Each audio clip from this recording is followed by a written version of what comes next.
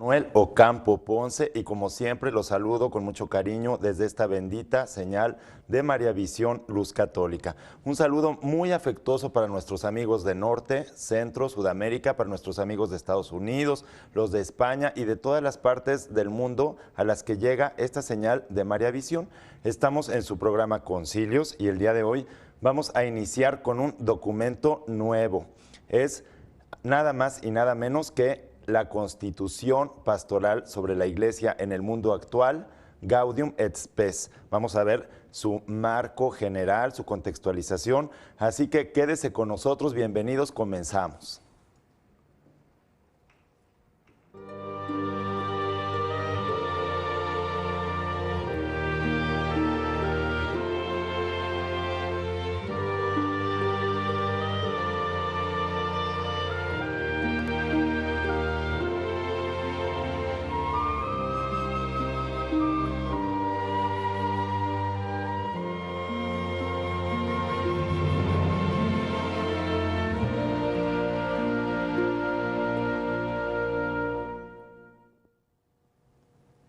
Estamos aquí en su programa Concilios, como siempre muy contentos, saludándolos, que nos permiten entrar a sus hogares.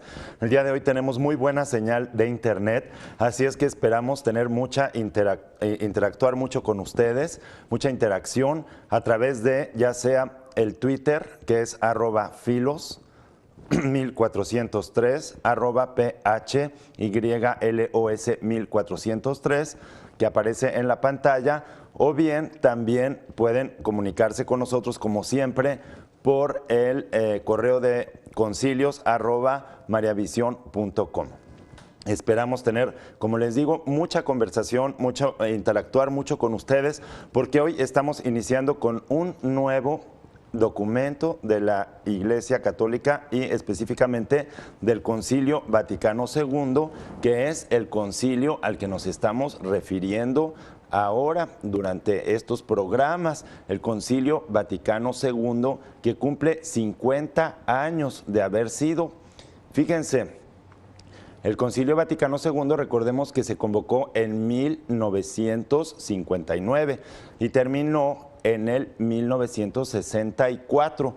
O sea que desde el 59 que se convocó y empezaron los trabajos preparativos y todo, hasta el 64 que terminó, pasaron varios años. Sin embargo, ya hace 50 años de este concilio y por eso estamos haciendo una reflexión en virtud de que en su momento el Papa, que ahora es Papa Emérito, Benedicto XVI, nos invitó a estudiar el Concilio Vaticano II y también el Catecismo de la Iglesia Católica, que es muy posterior al concilio, pero que viene siendo uno de los tesoros que salió como resultado del Concilio Vaticano II. Así que, bueno, pues hoy estamos específicamente dedicando el tiempo a la primera parte de otra constitución, pero esta constitución es Constitución Pastoral sobre la Iglesia en el mundo actual, así se llama, Constitución Pastoral. Recordemos que hay constituciones dogmáticas, como las que ya hemos visto en otros programas, que son la Dei Verbum y la Lumen Gentium. Está la Constitución Pastoral sobre la Iglesia en el mundo actual, que es esta que vamos a ver hoy, y luego otra sobre la liturgia. Pero además tenemos otros documentos que son las constituciones, no nada más las constituciones, sino las declaraciones, los decretos, etcétera. Después los documentos posconciliares que salieron, pero este documento específico que vamos a ver hoy, fíjense, tenemos que tener mucho cuidado porque dice sobre la Iglesia, es pastoral sobre la Iglesia en el mundo actual, pero no es el mundo actual que estamos viviendo 50 años después, sino se refiere al mundo actual de hace 50 años. Sin embargo, es muy interesante porque ahora podemos analizar, gracias a ese análisis, a ese estudio tan profundo que hicieron los padres conciliares, qué es lo que ha pasado. Si realmente encontramos que estos elementos de contextualización, elementos históricos, han cambiado, si han mejorado algunas cosas o si han empeorado, qué es lo que ha sucedido, cómo veían el mundo hace 50 años los padres conciliares y cómo lo encontramos ahora, qué nos puede decir.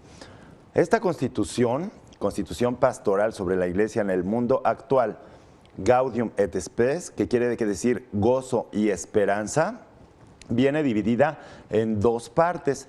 La primera parte es pastoral y la segunda parte es doctrinal. Cuando nosotros hablamos de pastoral, hay muchas personas que dicen, no, pues hay que dedicarnos a la pastoral, porque eso del dogma, de la teoría, de la doctrina, no, mejor vamos a la acción. No hay que pensar eso. Lo más pastoral, es decir, lo más práctico, siempre tiene que ir sostenido en lo más teórico. Mientras más pastoral querramos hacer, más doctrina, más filosofía y más teología debemos tener. De lo contrario, actuar sin una base teórica es, bueno, como taparse los ojos y lanzarse a caminar en un camino pedregoso, lleno de obstáculos, de abismos y de cosas que seguro nos vamos a acabar por caer ahí. Por eso esta Constitución, aunque es pastoral, tiene esta parte, la primera que es pastoral y la segunda que es doctrinal. Y sin embargo, en la parte pastoral trata sobre la doctrina del hombre, de la vida, ¿sí? Del mundo, sobre todo el hombre y el mundo. Hace un análisis profundo de lo que es el hombre y el mundo y luego cuál es la actitud de la Iglesia Católica frente al hombre y el mundo actual, a esta situación que tiene el hombre.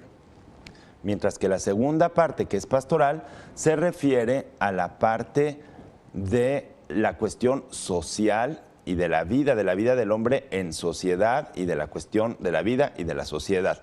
Entonces, allá va siendo también todo un análisis de cuál es la cuestión social de hace 50 años.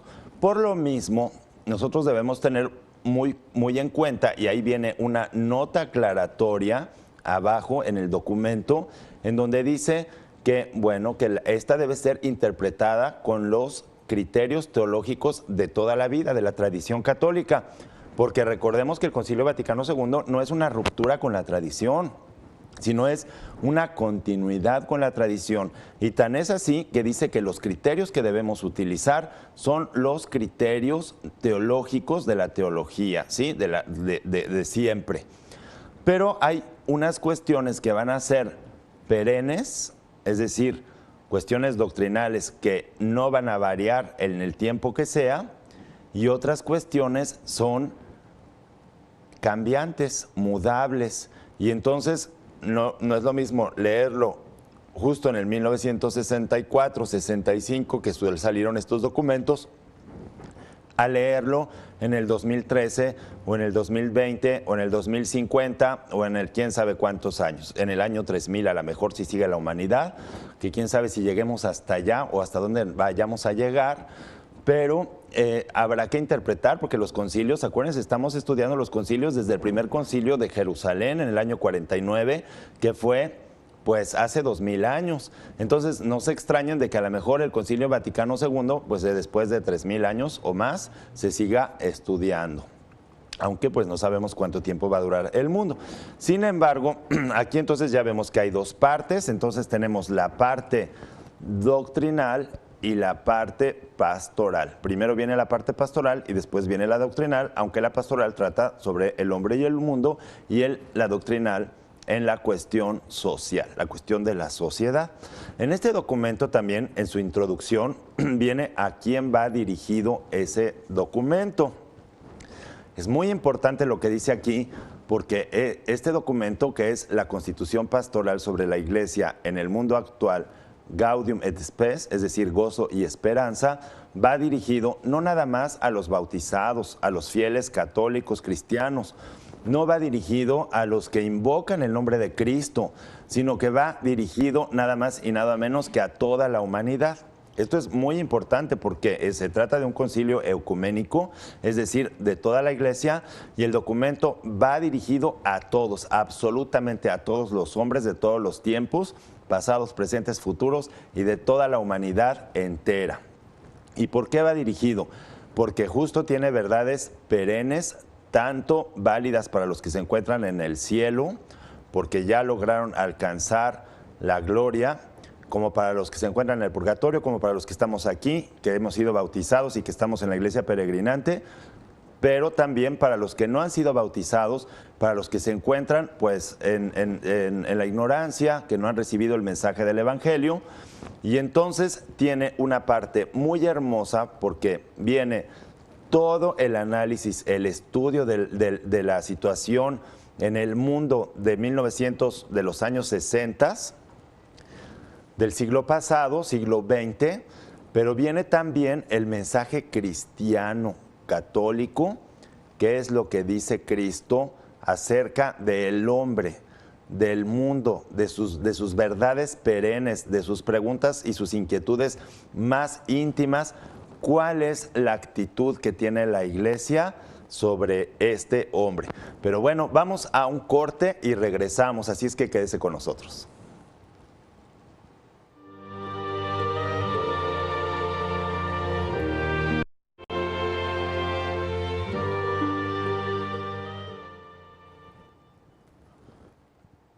Estamos aquí en su programa Concilios y estamos analizando nada más y nada menos que la Constitución Pastoral sobre la Iglesia en el mundo actual, Gaudium et Spes, es decir, gozo y esperanza. Y estamos viendo en esta Constitución, que es tan importante, cómo se inicia con una introducción en la que contextualiza. ¿Cuál es el contexto? Bueno, pero también presenta cuál es la actitud de la Iglesia frente a ese contexto, que es un contexto, por un lado, vamos a ir viendo, de muchos avances tecnológicos. Ya hace 50 años se perfilaban y se vivían grandes avances tecnológicos, grandes avances científicos, sociales, históricos, un dominio del hombre sobre las cosas del mundo, un dominio aparente.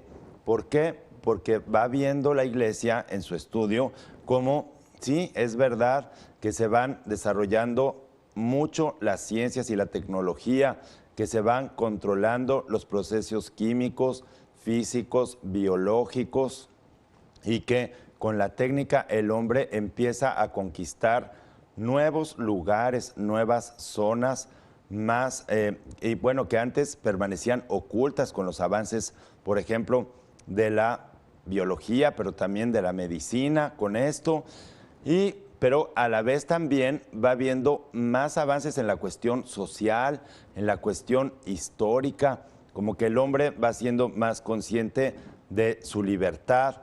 Y sin embargo, el hombre de hace 50 años ya se preguntaba las grandes interrogantes que le producían una angustia muy grande.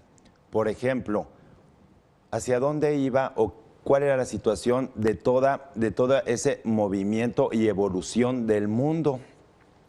Aparentemente una evolución porque se va desarrollando todo, pero luego se preguntaba el hombre en esa época, y yo digo que se sigue preguntando hoy, ¿cuál es el papel que tiene el hombre individual y socialmente y su misión, el lugar, la misión en ese mundo tan cambiante?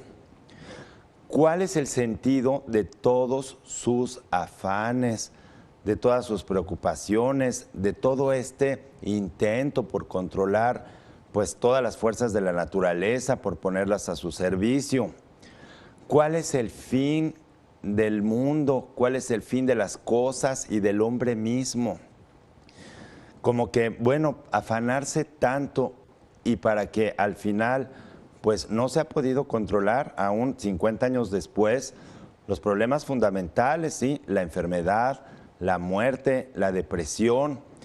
Bueno, recordemos que en los años 60, en los años 45 habían terminado las guerras mundiales, la Segunda Guerra Mundial, y entonces estaba muy reciente lo de la guerra, pero también la guerra provocó todos estos avances científicos y tecnológicos que cuestionan al hombre porque dice, bueno, todo esto, ¿cuál es el sentido último de todas estas cosas? ¿Sí? Todas esas cuestiones se las va preguntando. Y la Iglesia lo que dice aquí, a través de este documento, es que ninguna realidad verdaderamente humana es ajena a los discípulos de Cristo. Es decir, que la Iglesia es solidaria, está consciente de toda esta problemática y considera que tiene la respuesta fundamental y la solución a todos los problemas y las expectativas del ser humano. Esto es muy importante porque fíjense que a pesar de todos los avances y de todo el desarrollo científico, tecnológico, sociológico, de las leyes, de los derechos y demás, avances entre comillas, porque ahora vemos que pues hemos retrocedido en muchos casos, pero a pesar de eso, la Iglesia, con su mensaje perenne de salvación, no puede ser superada absolutamente por ningún medio, por ninguno de estos medios tecnológicos y científicos. No hay nada, no ha habido respuesta científica o respuesta de los avances histórica o respuesta social que supere el mensaje cristiano en la actualidad de los años 60, y yo, ¿por qué no lo voy a decir? En la actualidad de los años 2013, 2014, 2015 y de todos los que sigan, porque ya se ve que el mundo lleva esta inercia de desarrollo científico y tecnológico, pero también vamos viendo cómo, a pesar de estos cambios científicos y tecnológicos, encontramos una gran pobreza en el mundo. Ya en los años 60 se encontraba una pobreza muy grande en el mundo. Ya la riqueza y el acceso a toda esta bendición y a todo este beneficio del mundo moderno, pues solamente llegaba a unos cuantos, a un grupo reducido de países desarrollados, y después todos los demás en vías de desarrollo ya se encontraban en una brecha que ya era grande para los años 60, porque encontraban, y ahí dice el documento muy claramente, que se encontraban ya personas, gran cantidad de personas en el analfabetismo, gran cantidad de personas en la miseria extrema. Fíjense, han pasado 50 años de este Concilio Vaticano II y la pregunta es, ¿qué ha pasado? Pues vemos que la brecha entre ricos y pobres, entre ignorantes y sabios, entre gente que tiene acceso a la educación y gente que no tiene acceso a la educación, a la tecnología, a la salud, a los avances de la medicina, muy lamentablemente son la mayor parte de la humanidad. Y todo esto, claro, cuestiona al hombre y cuestiona a la Iglesia también, porque dice, bueno, ¿qué ha pasado con el mensaje cristiano? Es un mensaje de salvación. ¿Qué es lo que dice aquí este documento? Que todo esto se debe principalmente al pecado, a que la naturaleza humana está herida por el pecado, y aunque tiene grandes expectativas y grandes afanes de dominio, ha buscado resolver su propia finalidad prescindiendo de Dios y del plan que Dios tiene para los hombres. Sin embargo, clarísimamente dice el documento cómo Cristo venció al demonio y con él venció al pecado. Y al haber vencido al pecado y al demonio, ya el hombre tiene en sí, aunque se encuentre aquí frente a todos estos dramas, porque dice Gaudium et Spes, el documento, gozo y esperanza, pero al mismo tiempo dice tristeza, angustia, también lo dice el documento. Encontramos que en los países curiosamente más desarrollados son donde encontramos mayor índice, por ejemplo, de depresión, de enfermedades psíquicas, de nuevos retos, porque hay más problemas sociales y tipos nuevos, porque ya surgían en ese momento formas nuevas de esclavitud. Vean cómo estamos esclavizados hoy por muchas cuestiones tecnológicas. En ese entonces todavía no había computadoras, o estaban las primeritas apenas, muy poco. No había celulares, no había en esa época tampoco redes sociales, pero ahora veamos cómo ha crecido todo esto y cómo han aumentado las formas de esclavitud. Pero para que esto se comprenda, como siempre, vamos a ver un material en el que les pido pongan mucha atención para ir desmenuzando todo esto.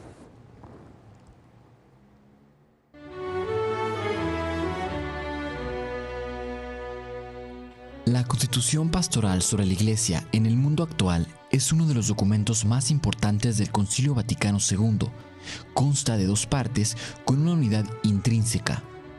Se llama Constitución Pastoral porque, apoyada en principios doctrinales, quiere expresar la actitud de la Iglesia ante el mundo y el hombre contemporáneos. Por ello, en la primera parte hay una intención pastoral y en la segunda una intención doctrinal. En la primera parte, la Iglesia expone su doctrina del hombre, del mundo y de su propia actitud ante ambos. En la segunda parte, considera con mayor detrimento diversos aspectos de la vida y de la sociedad actual y particularmente ciertas cuestiones y problemas que hoy son más urgentes en esta materia. Ello hace que en la última parte de la materia, aunque sujeta a principios doctrinales, consiste no solo de elementos permanentes, sino también de algunos otros contingentes. Hay que interpretar, por tanto, esta Constitución según las normas generales de interpretación teológica, teniendo en cuenta, sobre todo, en su segunda parte, las circunstancias mudables con las que se relacionan por su propia naturaleza los asuntos abordados. Una vez hechas estas precisiones que vienen en una nota al pie de página de la misma Constitución, la Constitución Pastoral sobre la Iglesia en el mundo Gaudium et Spes comienza con una introducción en la que en el número 1, sobre la unión íntima de la Iglesia con la familia humana, afirma textualmente que el gozo y la esperanza, la tristeza y la angustia de los hombres de nuestro tiempo, sobre todo de los pobres y de cuantos sufren, son gozo y esperanza, tristeza y angustia de los discípulos de Cristo. Nada hay verdaderamente humano que no encuentre eco en su corazón. La comunidad cristiana está integrada por hombres que, reunidos en Cristo, son guiados por el Espíritu Santo en su peregrinar hacia el reino del Padre y han recibido la buena nueva de salvación para comunicarla a todos. La Iglesia, por ello, se siente íntima y realmente solidaria del género humano y de su historia. Y en los números 2 y 3 se refiere a quienes dirige el concilio su palabra y que está al servicio del hombre, afirmando textualmente que el Concilio Vaticano II, tras haber profundizado en el misterio de la Iglesia, se dirige ahora no solo a los hijos de la Iglesia Católica y a cuantos invocan a Cristo, sino a todos los hombres, con el deseo de anunciar a todos cómo entiende la presencia y la acción de la Iglesia en el mundo actual. Tiene pues ante sí la Iglesia al mundo, es decir, la entera familia humana con el conjunto universal de las realidades en que ésta vive. El mundo, teatro de la historia humana, con sus afanes, fracasos y victorias. El mundo que los cristianos creen fundado y conservado por el amor del Creador, esclavizado bajo la servidumbre del pecado, pero liberado por Cristo, que fue crucificado y que resucitó, roto el poder del demonio, para que el mundo se transforme según el propósito divino y llegue a su consumación. Al servicio del hombre, puesto que en nuestros días el género humano, maravillado de sus descubrimientos y de su poder, se formula con frecuencia preguntas angustiosas sobre la evolución presente del mundo, sobre el puesto y la misión del hombre en el universo, sobre el sentido de sus esfuerzos individuales y colectivos, sobre el destino último de las cosas y de la humanidad. El concilio, testigo y exponente de la fe del pueblo de Dios, congregado por Cristo, no puede dar prueba mayor de solidaridad, respeto y amor a la familia humana que la de dialogar con ella acerca de todos esos problemas, aclarárselos a la luz del Evangelio y poner a disposición del género humano el poder salvador que la Iglesia, guiada por el Espíritu Santo, ha recibido de su fundador. Debe ser salvada la persona del hombre, debe ser renovada la sociedad humana. Por consiguiente, el hombre íntegro, cuerpo y alma, corazón y conciencia, inteligencia y voluntad, es quien centrará las explicaciones que siguen. Al proclamar el concilio la altísima vocación del hombre y la divina semilla que en éste se oculta, ofrece al género humano la sincera colaboración de la Iglesia para lograr la fraternidad universal que responde a esa vocación. No impulsa a la Iglesia ambición alguna terrena, solo tiene un anhelo: continuar bajo la guía del Espíritu, la obra de Cristo, quien vino al mundo para dar testimonio de la verdad, para salvar, no para juzgar, para servir y no para ser servido.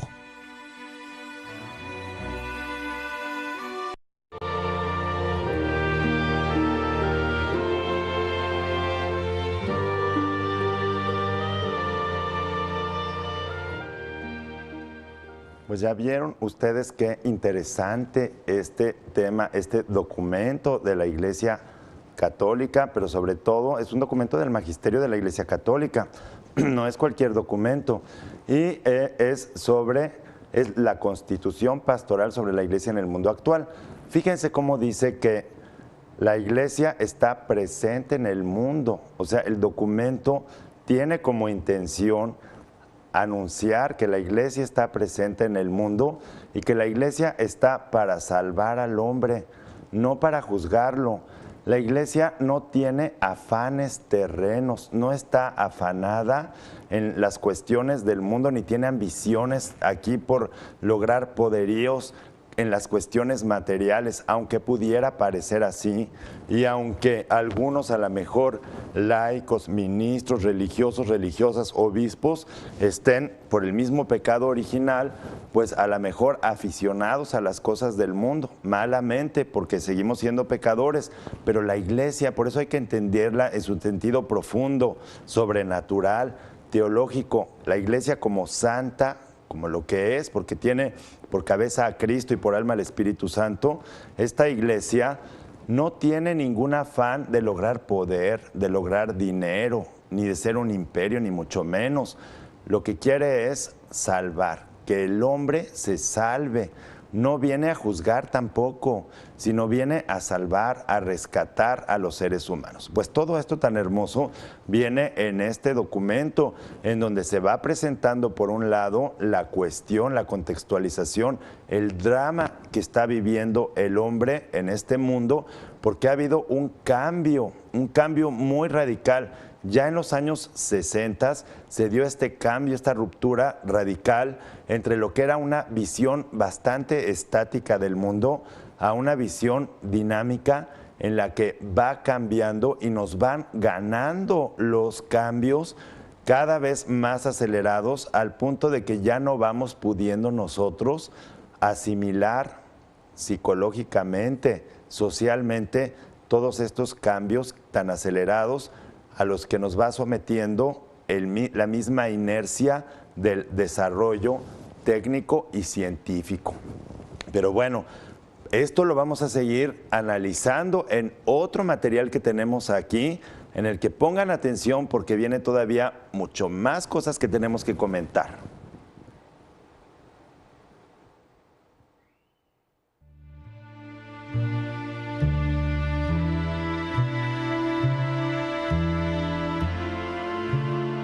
La Constitución sobre la Iglesia en el mundo actual continúa con una exposición preliminar en la que, a partir del número 4, Esperanza y Temor, exponen la situación del hombre en el mundo de hoy, afirmando textualmente que para lograr este intento es deber permanente de la Iglesia escrutar a fondo los signos de la época e interpretarlos a la luz del Evangelio, de modo que, adecuándose a cada generación, pueda la Iglesia responder a las perennes interrogaciones de la humanidad sobre el sentido de la vida presente y futura y sobre la mutua relación de ambas. Es necesario, por ello, conocer y comprender el mundo en que vivimos, sus esperanzas, sus aspiraciones y el sesgo dramático que con frecuencia lo caracteriza. He aquí algunos rasgos fundamentales del mundo moderno.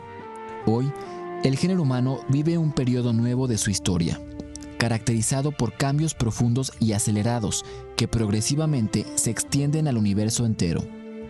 Los provoca el hombre con su inteligencia y su actividad creadora, pero recaen luego sobre el hombre sus juicios y deseos individuales y colectivos, sobre sus modos de pensar y sobre su comportamiento para con las realidades y los hombres con quienes vive. Es esto tan claro que ya se puede hablar de una verdadera metamorfosis social y cultural que redunda también sobre la vida religiosa. Como ocurre en los casos de crisis de crecimiento, esta transformación trae consigo no leves dificultades. Si bien el hombre amplía extraordinariamente su poder, no siempre consigue someterlo a su servicio. Quiere conocer con profundidad creciente su intimidad espiritual y con frecuencia se siente más incierto que nunca de sí mismo. Descubre paulatinamente las leyes de la vida social y duda sobre la orientación que a ésta se debe dar. Jamás el género humano tuvo a su disposición tantas riquezas, tantas posibilidades, tanto poder económico. Sin embargo, una gran parte de la humanidad sufre hambre y miseria y son muchedumbre los que no saben leer ni escribir. Nunca ha tenido el hombre un sentido tan agudo de libertad y, entre tanto, surgen nuevas formas de esclavitud social y psíquica. El mundo siente con mucha viveza su propia unidad y la mutua interdependencia e ineludible solidaridad, pero se ve gravísimamente dividido por la presencia de fuerzas contrapuestas.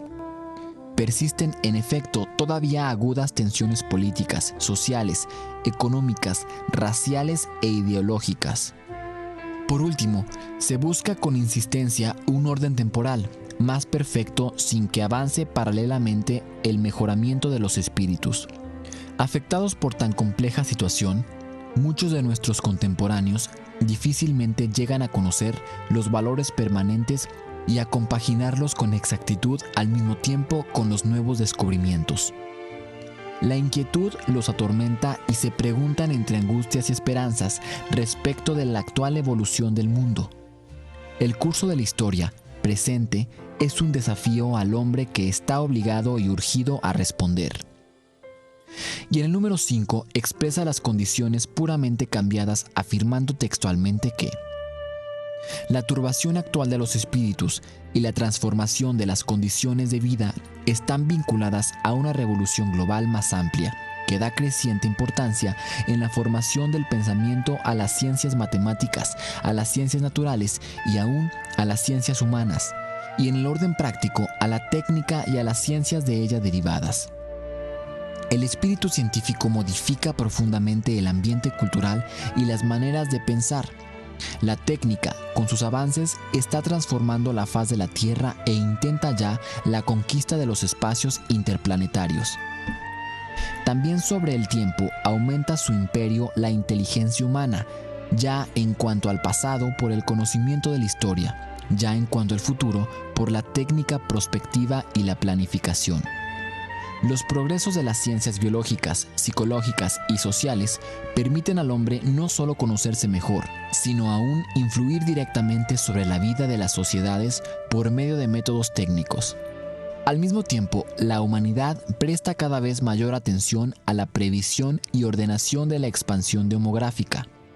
La propia historia está sometida a un proceso tal de aceleración que apenas es posible al hombre seguirla. El género humano corre una misma suerte y no se diversifica ya en varias historias diversas. La humanidad pasa así de una concepción más bien estática de la realidad a otra más dinámica y evolutiva, de donde surge un nuevo conjunto de problemas que exigen nuevos análisis y nuevas síntesis.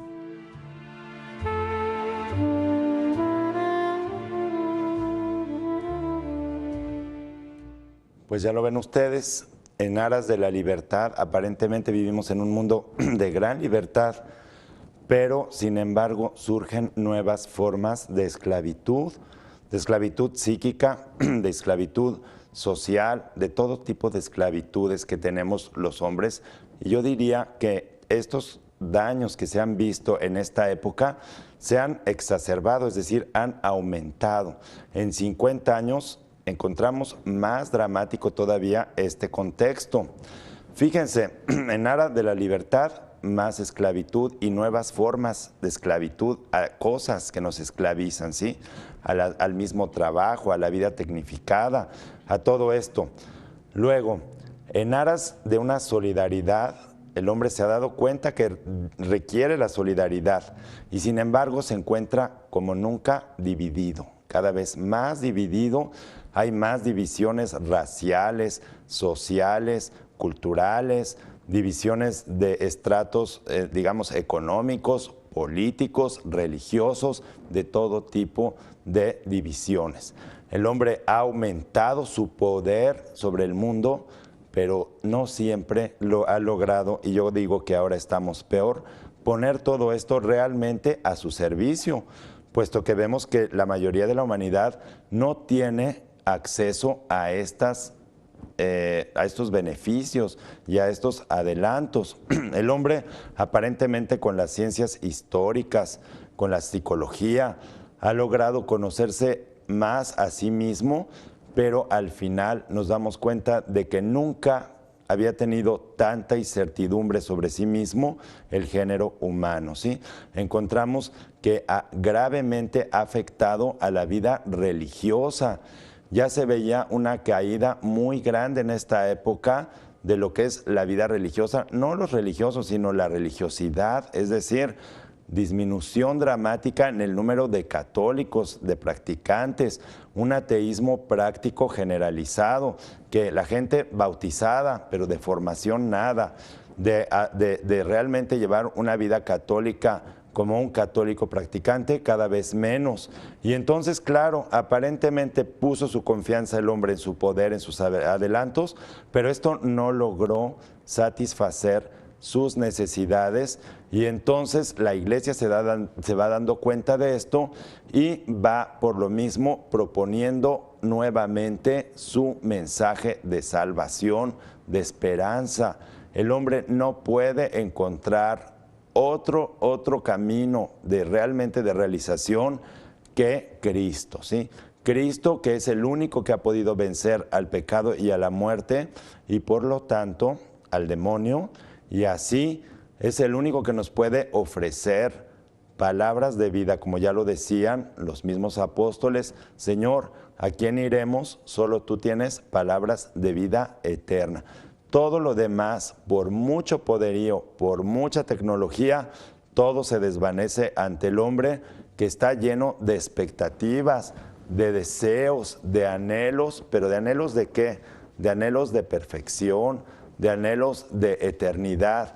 Veamos cómo las sociedades, sobre todo en las que todo se ve tan perfecto, cuando uno viaja a un país de primer mundo, en donde llegas y bueno, no hay ni un bache en las calles, todo, haz de cuenta que está uno en una maqueta de tan bien ordenado, de tan bien organizado, que se encuentra todo funciona prácticamente perfectamente, el alumbrado público, no encuentra uno un papelito en la calle porque nadie tira, se organiza, y sin embargo, grandes y profundas crisis en la cuestión moral, en la cuestión de la depresión, depresiones masivas, y desde luego todo tipo de salidas por vía de medicamentos, drogas, vicios y otras formas más de esclavitud, como son la misma tecnología, los mismos avances en los que el hombre se enfrasca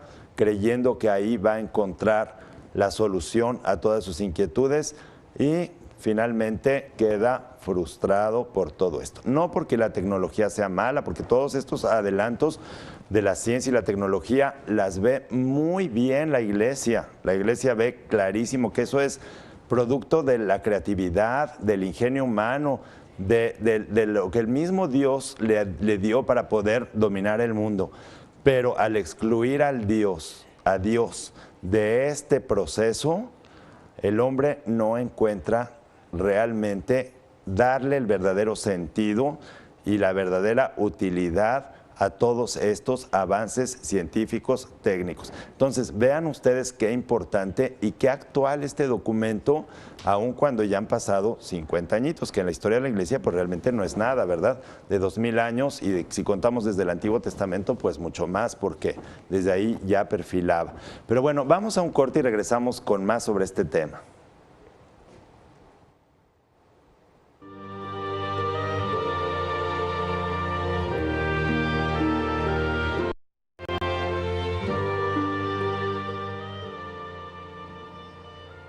¿Cuántas cosas tiene este documento? ¿Cuánta riqueza tiene la Iglesia?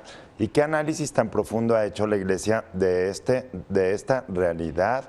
de la realidad del siglo XX, de los años 60, pero que ahora vemos cómo se ha exacerbado, es decir, aumentado todo esto.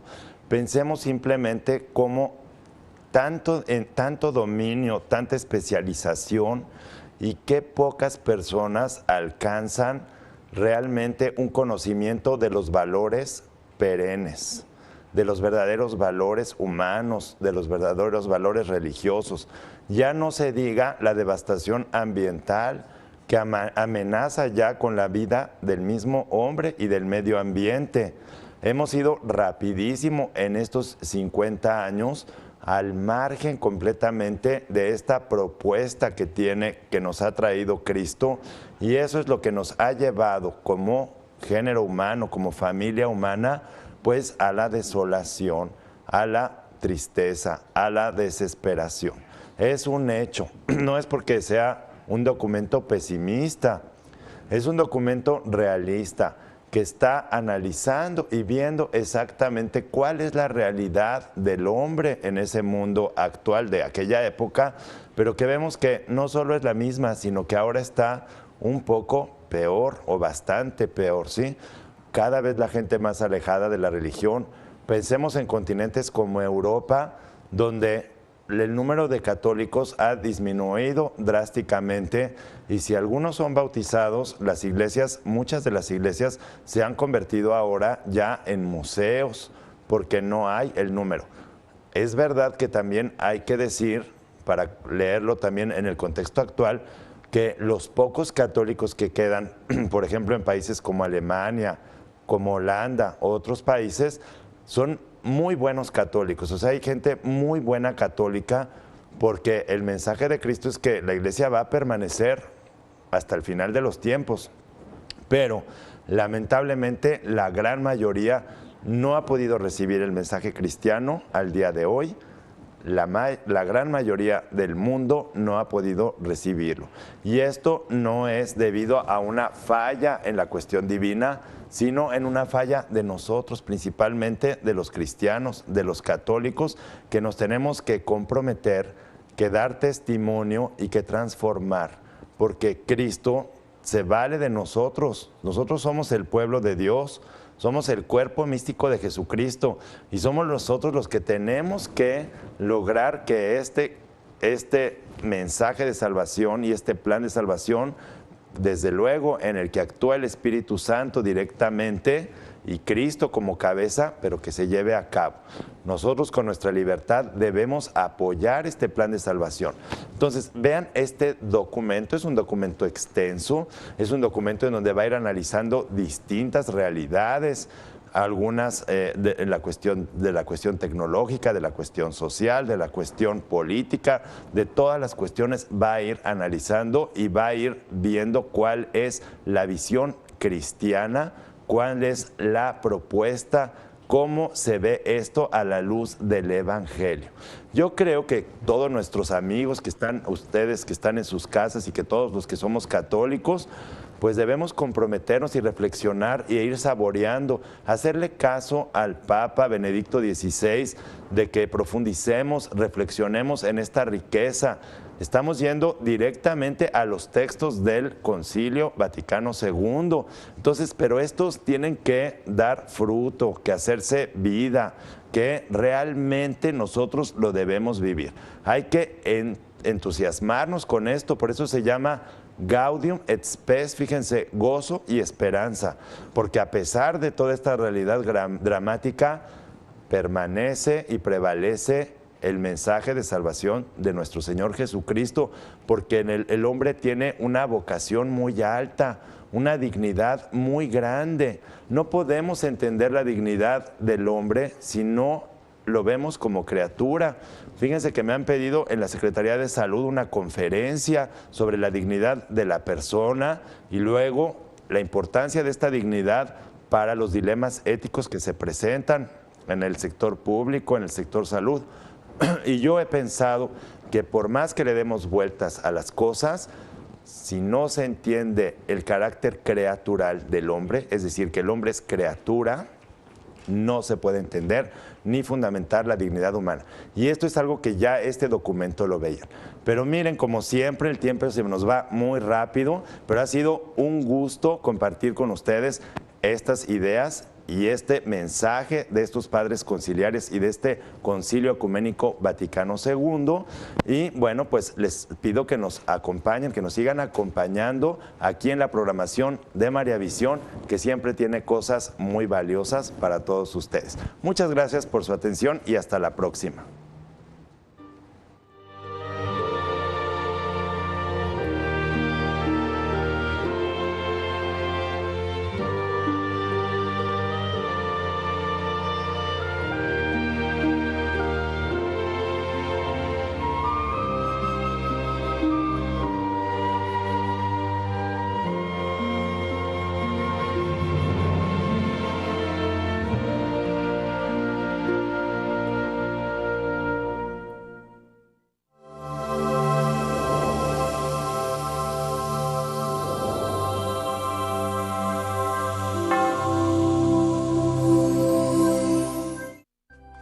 Si usted desea una copia de este programa, por favor contáctenos a los siguientes teléfonos.